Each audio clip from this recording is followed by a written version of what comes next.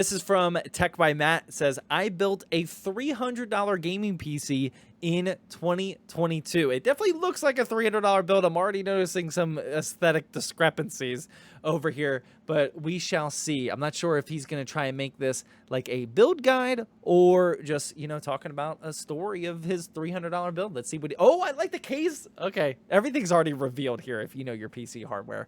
But yeah, let's see what he has to say. Let's go. What's going on, guys? My name is Matt, and recently I gave myself the challenge of putting together an epic gaming PC for under $300. Yeah, I mean, we know under $300 is still somewhat tough to do, considerably easier than the previous year, but he's close. He's close. The aesthetics are close. I did end up going over budget by about $5, but the end result is a pretty powerful over system budget. perfect for 1080p gaming. In this video, I'm going to be talking about each of the parts, why I picked them, and how the system performs. Obviously, a couple things wrong here, but we'll save it. Because yes, this $300 system is actually decent. Oh, some face reveal by Matt. He doesn't show his face a lot in his videos anymore. Was he actually streaming? Oh, he was streaming. Tech by Matt on Twitch says, "Don't watch, please." One viewer. That's funny. I don't know if that was legit or edited or serious. And this video isn't meant to be an exact guide and is more meant to show you that if you put in the time, effort, and research, you can get a pretty baller system for extremely cheap. So without further ado, let's go. Pretty baller system. Wow, another baller mention. And talk about each of the parts in the system and the story of how it all came together. Okay, so when parting out let's a hear it. system, I generally like to start with the CPU because other than the graphics card, this has the biggest impact on gaming performance and also determines a number.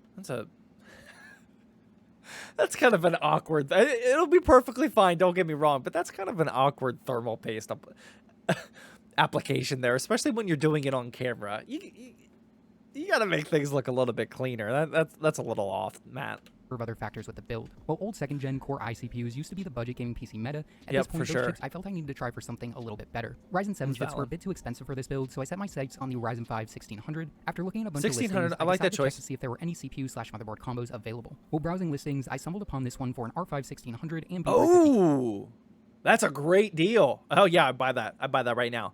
Ryzen 5 1600 with a B350, that's a little questionable, but for $75, my goodness, that's a buy right there. Combo. The price was about $80 plus shipping, which is a decent price. The only thing is in the description, the seller said there was a minor problem, stating the only issue is the Ethernet would need to be reset. Not sure if that was a software or hardware issue with the motherboard. It works perfectly fine once this was reset. Only takes like 5 seconds to do. To me, this sounds like more of an OS or driver issue, so I decided to throw in an offer and ended up getting it for $75 plus about $15 in shipping. So what did my $90-ish get me? Well, for the CPU in this combo, like I said before, that's a great deal.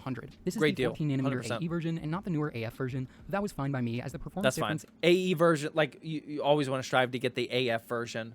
Definitely a little bit faster, but for $75, I mean, with the motherboard, yeah, absolutely. With that being said, don't let its age fool you. This is still a beast of a budget gaming CPU. It has 6 cores and 12 threads with turbo speeds up to 3.6 Yeah, still really good for budget builds. Is that this chip, like all Ryzen's, the Ryzen 5 1600 is perfect for 1080p gaming, streaming, and even light video editing. This is truly one of the best budget jack-of-all-trades CPUs, in my opinion, and I think it works great in this build. I agree, man. One other nice thing about the Ryzen. So this is what I'm talking about with rotating the CPU cooler. Some of these have one screw and some of these have two. This one just has one single screw. To rotate that AMD logo, this is why I harp on it so much.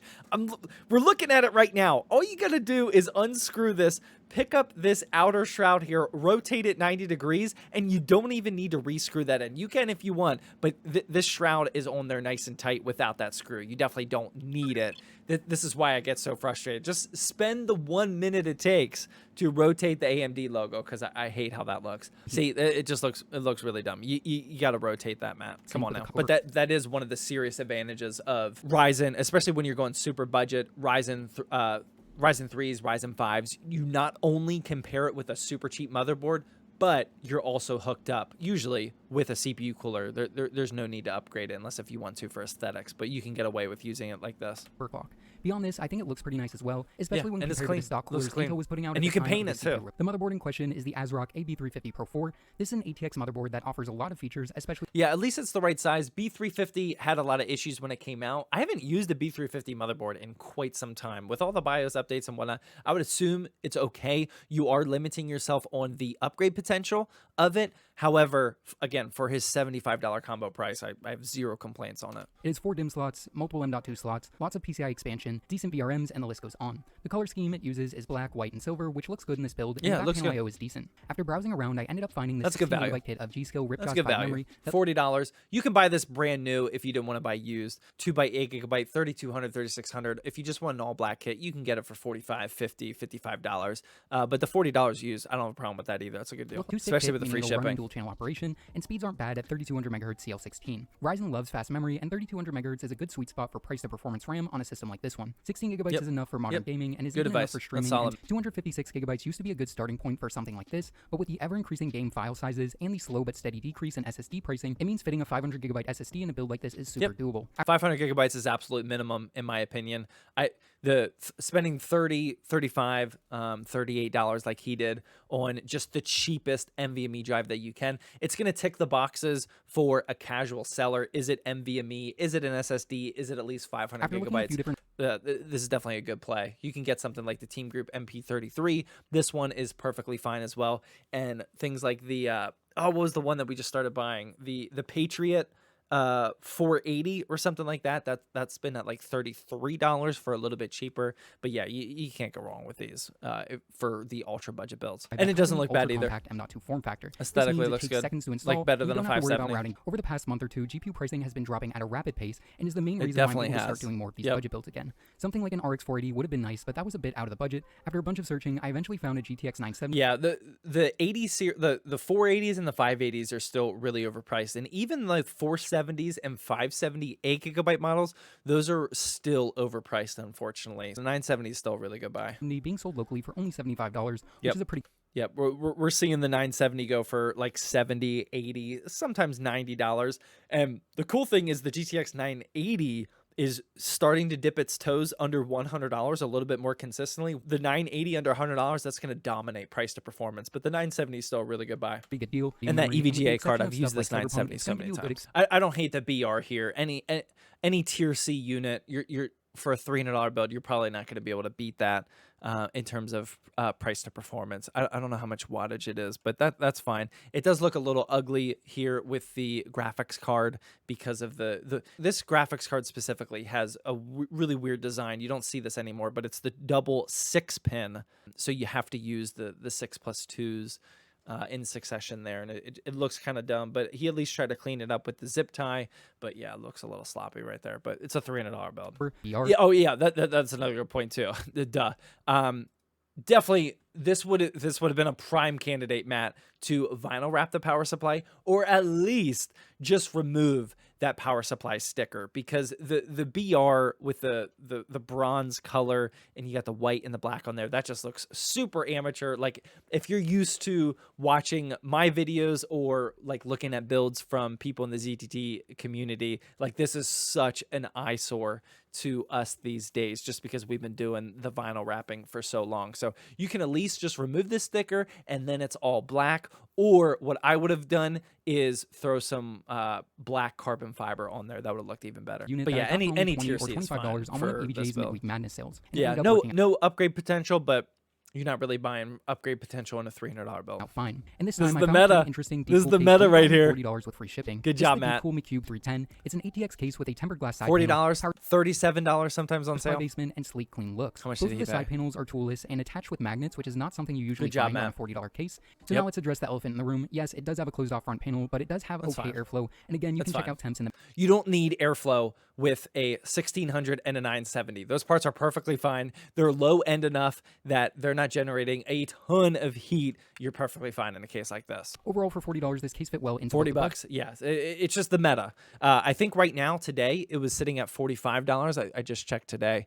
But it was consistently sitting for $40 for several weeks, and then it's even going on sale for $37. So I think it's going to stay at this $40 to $45 price range, which is awesome. It's one of the metas. The one downside, like he said, is the lack of airflow, and that's not necessarily a downfall for like a build like this. It's just a downfall if like you're flipping and you're trying to sell it. A lot of people do target airflow because they just think like all front panels like this just suck, which obviously isn't the case. You don't need a ton of airflow, and there is a decent amount of vents going around the entire top side and the front side on both sides of the case. I think That's a really good case selection for a build like this. I like it. I like it. So this is definitely not like a 100% repeatable build guide. He got really lucky on, well, not lucky, but he got a really solid CPU and motherboard combo, like I've said over and over again. Whenever I do like the Flip 'em Friday series, and especially with the ultra budget builds like this, I target the CPU and the motherboard combo before anything, even before the graphics card, because that gets you off on the right foot. It establishes balance for your budget. You can instantly tell how much you should spend for the rest of the build once you have that CPU and that motherboard dialed in. So I love that he started with the 1600, the B350 motherboard. Overall, the parts, like, I don't have a single actual complaint, because when you're buying $300 builds like this, you can of course always beat it. There's always going to be a better deal. There's always going to be a little bit more optimized of a part, but these are the deals that he found in the current moment when he was hunting for them. And I think the build's actually really solid. The system was super simple to put together. It really only took like 20 minutes to build, and I had no problem 20 minutes to build. Games to run. So without further ado, let's get into the gaming. It's real clutch. Thirsty Thursday, that would have took me 4 hours to build that. 195 FPS on Valorant, no surprise there. That looks good. 66 Celsius, 75 Celsius on the GPU, 49 Celsius on the CPU. Pretty solid. 53 FPS, 1080p medium. I would have dropped these settings to 1080p low, that way you can showcase a 60 FPS, but that's just my personal preference. Rainbow Six Siege, super easy to run, of course. Cyberpunk, 32 FPS, no surprise there. Fortnite 1080p Pro, performance mode, got it. Yep, 160 FPS. 56, that 56 a little low. That's a little surprising, but that's the 1600 AE in action there.